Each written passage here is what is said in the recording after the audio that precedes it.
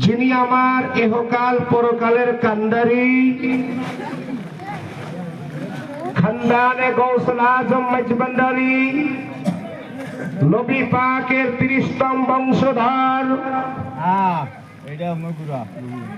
হযরতুল আল্লাম লক্ষ লক্ষ কোটি কোটি আশেক ভক্তের নয়নমণি, আওলাদে রাসূল, আওলাদে ওলি, আওলাদে গৌসুল আজম মেজবান্ডারি, রাহবারে তরিকত, পেশোয়ায়ে হাকিকত, ইলমে শরীয়ত, গুপ্তধন মারিফত, সাজ্জাদান শিনে শাহজাদা গৌসুল আজম সৈয়দ মুজিবুল বশর প্রকাশ মুজিব বাবা মেজবান্ডারি, তার নুরানি কদমে আমার জীবন ও যৌবন সঁপে দিয়েছি, বলি আলহামদুলিল্লাহ। আলহামদুলিল্লাহ।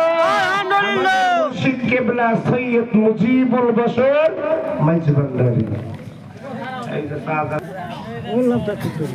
আমি আমার মুজিব বাবার হুকুমে গোলামি করি আপনাকে দোয়ার বরকতে সারা বাংলাদেশে।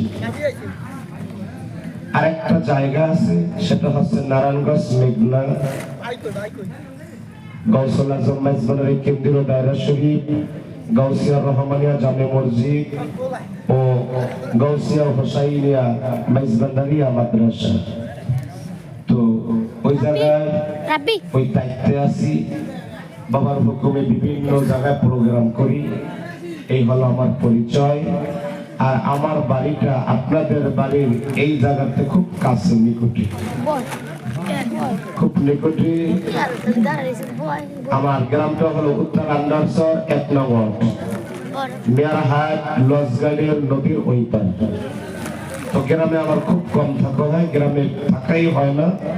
ওই জায়গায় আমার বাপদাদার সয় সম্পত্তি, বাড়িঘর, এই আর কি। তো আমি মেজবান্ডারির গোলাম। আমি কার গোলাম? মেজবান্ডারির গোলাম। আরে ভাই, এটা আমাকে দিও না তো, এইটার বলে একটু কম না, এটা একটু কম থাকবে না। আমি কার গোলাম? মেজবান্ডারির গোলাম।